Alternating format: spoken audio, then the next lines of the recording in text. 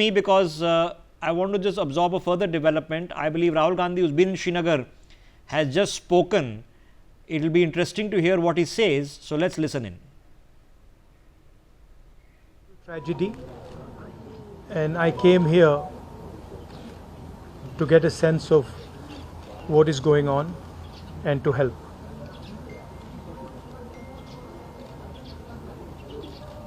The entire people of Jammu and Kashmir have condemned this terrible action, and they have fully supported the nation at this time. I met one of the people who was injured.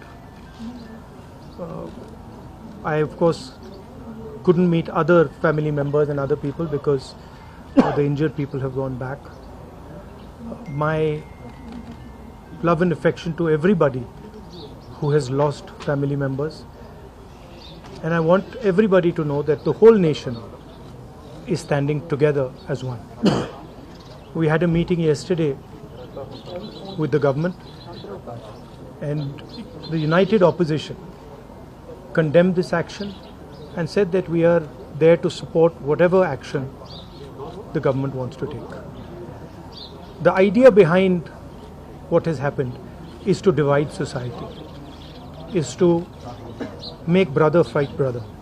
And it is very important that every single Indian stands united, stands together, so that we can defeat what the terrorists were trying to do. It's sad to see that some people are attacking my brothers and sisters from Kashmir and the rest of the country. And I think it's very important that all of us stand together, stand united, and fight this nasty action that has been taken and defeat terrorism once and for all. Thank you very much.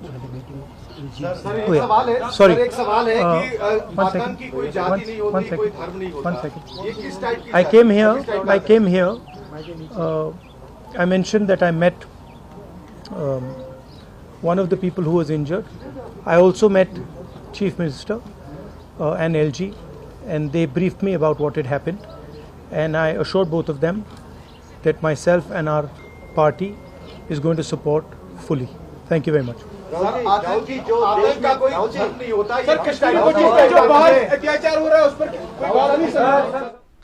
Okay, let's keep that on our screens for a second. Let's just absorb this because on face value, Rahul Gandhi has come out and said that forget condemning whatever, he's met with government and we are a united country and they will support whatever action the government of India decides to do, which of course is the correct and absolutely right thing to say and would be the right thing to do. So we are hoping that what has just been said remains the position in the coming days, which might be days of seriousness and great gravitas. We have to, of course, be clear as a country what happened and, of course, what the consequences for Pakistan will be. So let's take it for a minute at face value. General Mathur, I don't know if you managed to hear what he said, but on face value he says we have to stand as one and we have spoken with government and we support them in whatever they are doing. I am assuming that's where we start, at least internally.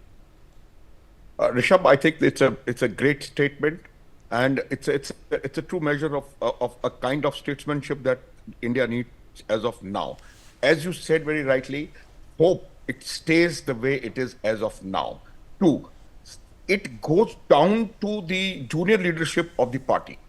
See, I'm hearing a large number of them, some of them, talking a different kind of a language, some of them saying... No, it's not junior leadership, sir, because, it is also his brother-in-law. So, you know what he said. I didn't want to say that. No, but that's not a junior person. No, that's literally his brother-in-law. So the point is what he and Kharge are saying, that must be said and followed in toto, in letter and spirit by all. And if it is not, then things may be slightly different, because I have also heard a few statements which are absolutely contrary to what Mr. Rahul Gandhi is saying. So I hope and wish. And this time, now is the time for India to stand united. And I'll tell you what, Rishabh, the biggest problem of Pakistan today, and the biggest thing which they went absolutely wrong in assessing, is the kind of reaction which has come from Indian Muslims, which has come from Muslim parties, which has come from Chief Minister of Jammu and Kashmir, and which has come from those parties who invariably are known to be talking the kind of language which Pakistan likes to hear. So this has hit them the most. And the kind of resolution which they have passed, which is nothing more than a rhetoric. So I'm going to come and ask you about the resolution separately, because I want your technical opinion on this as a military man. I'm going to come and ask you. Let me just absorb what Rahul Gandhi has said. Let's get Joyita back in. So Joyita, on face value, this is what I was expecting any seasoned leader of the opposition who's visited Srinagar to say, that we have met with government, and whatever the government of India decides to do, we stand with them. And we met with Chief Minister, LG, and whatever they decide to do, we are here to help and support, and that's all we are here to do, which is exactly what they should be saying. So I could argue that this is the maturity. Last time around, it was a lot more different when we were demanding proof of surgical strike and more concerned about what the good people in Cambridge will think about our speeches than what our own countrymen think.